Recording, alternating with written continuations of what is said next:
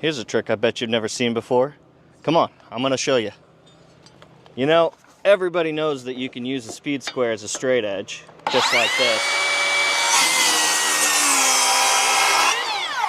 But you can use that same principle to replicate any angle you want.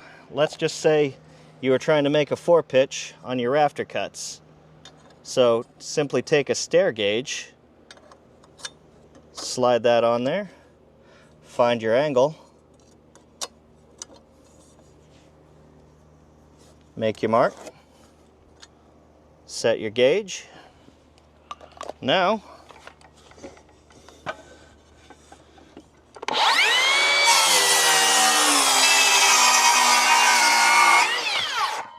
perfect cut every time.